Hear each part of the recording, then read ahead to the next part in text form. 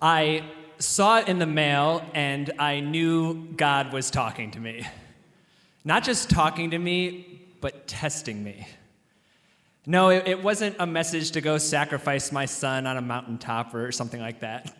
I feel like a direct call is better for that sort of thing. No, this was more subtle. It was a coupon for a free burrito at Chipotle. Now, you might be thinking, Jewish, free food, what's the test?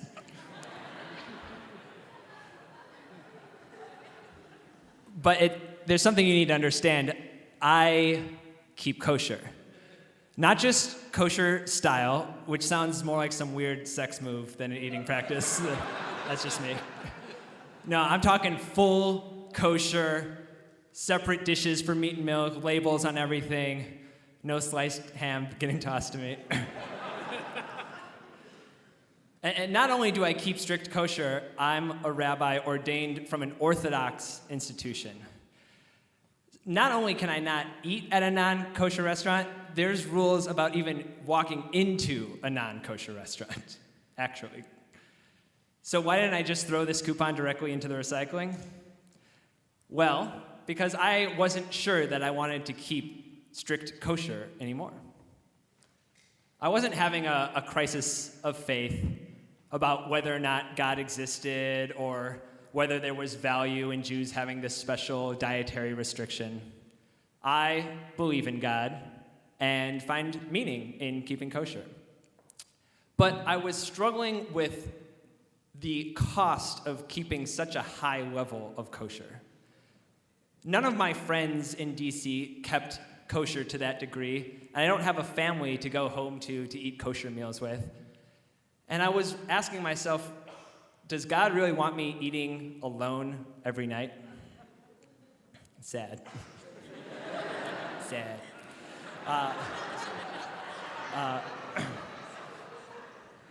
Add on to that when I looked around at other Jews who were keeping the strict level of kosher, it seemed that either their Judaism was entirely defined by that, or that they didn't really give much thought to it at all. And neither of those seemed like good options. I didn't want to just keep kosher because it was something that I was used to, but I also didn't want it to distract me from the more fundamental and important elements of my faith. I needed to get rid of this stale, uninspired Judaism that this form of keeping kosher came to represent, and I knew that this free burrito coupon was my ticket to freedom. So off I went. Now, I was standing in front of the Chipotle, but I couldn't just walk right in. If someone from my rabbinical school found out that I was in this Chipotle, I could get retroactively kicked out or something. Not just that, but if there was anyone from the Orthodox community who saw me go into that Chipotle, I would lose my credibility, my standing. I could even be ostracized from that world. And if you're thinking, really, for walking into a Chipotle? Yes, for walking into a Chipotle. And I'm not being paranoid. I had almost gotten caught a few months before that. In a moment of weakness, late one Saturday night, i.e. I was drunk, I walked by a dude Sheenie's, and I was gonna go in, I swear, just to smell the pizza. And as I was going in, a student of mine came out. Rabbi Aaron, what are you doing here? I saw you in the window and I wanted to say hi. How are you? It was more awkward than that. So no, I wasn't being paranoid. I could not be seen by anyone. So like Moses before he kills the Egyptian, I looked this way and that. No one was to be found. Still, I donned my Newsies-style hat on top of my kippah in a move that I've somehow convinced myself makes me look less Jewish, like how Superman can put on glasses and turns into Clark Kent. So I stealthily walk up to the lady behind the counter, and she says, "How can I help you?" Now, the last time that I was in a Chipotle, I hadn't been in a Chipotle since college. That was actually the last time that I was ever in a non-kosher restaurant. Back then, I didn't keep the strict form of kosher, and I ordered a vegetarian burrito, but I watched as they took the spoon from the pork and then put it into the vegetables and made my vegetarian burrito. And I said, that's it. I need to keep strict kosher. And now, all these years later, here I was, back at a Chipotle, ordering a vegetarian burrito. There was no spoon mixing this time. I got my burrito and I sat down in some dark corner to eat my scandalous burrito in peace. As I'm holding this burrito, thinking about what this means, what this might mean, the woman who had taken my order sits down right next to me with a burrito of her own and says, I'm on a lunch break, do you mind if I join you? I'm like, you've got to be kidding me.